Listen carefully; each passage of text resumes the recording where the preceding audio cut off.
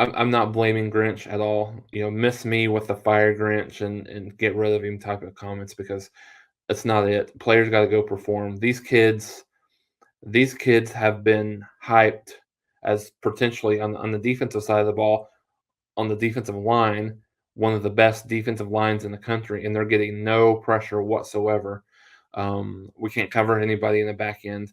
So players got to go make the plays. I think at the end of the day, it's so easy. I think us as armchair quarterbacks and watching the game, it's much more easy to just sit here and blame the coach. But coming from someone who is a coach and coming from someone who's been around, it's a bit of a cop out in my opinion. I mean, if the players aren't good, you're not getting good players there.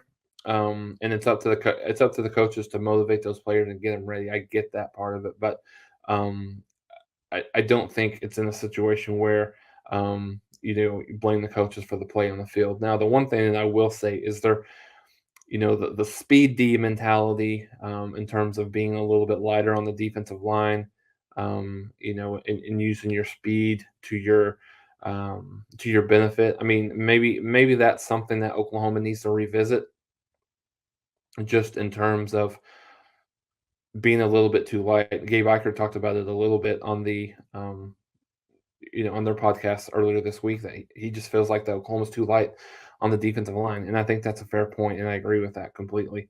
They need to get some, because even no matter how quick you are, light versus heavy's going to win almost every time. So I think that's a problem, and I just the thing that I think about with Grinch is the defense consistently got better year one and then year two, and he didn't just all of a sudden stop learning how to coach in year three.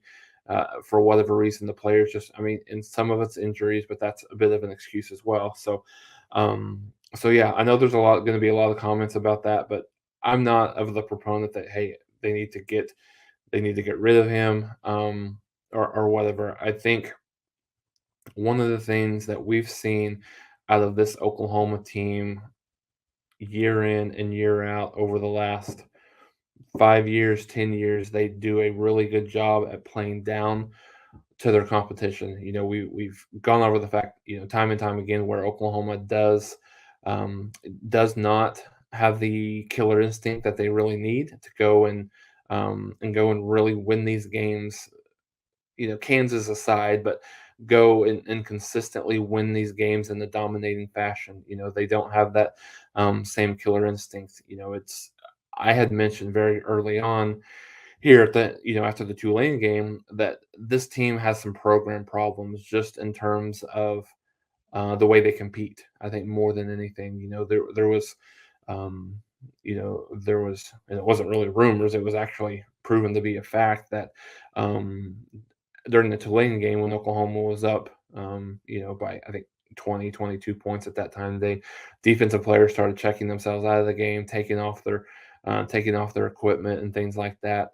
So I mean, I think number one, either players thinking they can do that, or two, coaches giving them a situation where they feel like that they're able to do that. And I think that's just been a consistent theme. Excuse me, a consistent theme with this team over and over again, throughout the last 4 or 5 years, particularly under Riley, but it was there under Stoops as well. But I think it's been kind of more accentuated under Riley as well. So I think the good thing that you can say is you're 8-0. I think it's the first time since 2004 that Oklahoma has started 8-0. You get to host Tech, which lost was up 24-10, ended up losing 25-24 to Kansas State at home today. So they're a bit up and down, but so Oklahoma has an opportunity, obviously, to go 9-0 into the bye week, and then hopefully you get some players back. Hopefully you get some confidence into the toughest stretch run of the season, um, with going to Baylor, hosting Iowa State, and then going to Oklahoma State to end the season. So, Oklahoma is one of those teams right now that there's every game but two, right? So and even the TCU game was fairly close. The only real blowout was the the 77-0 game against Western Carolina.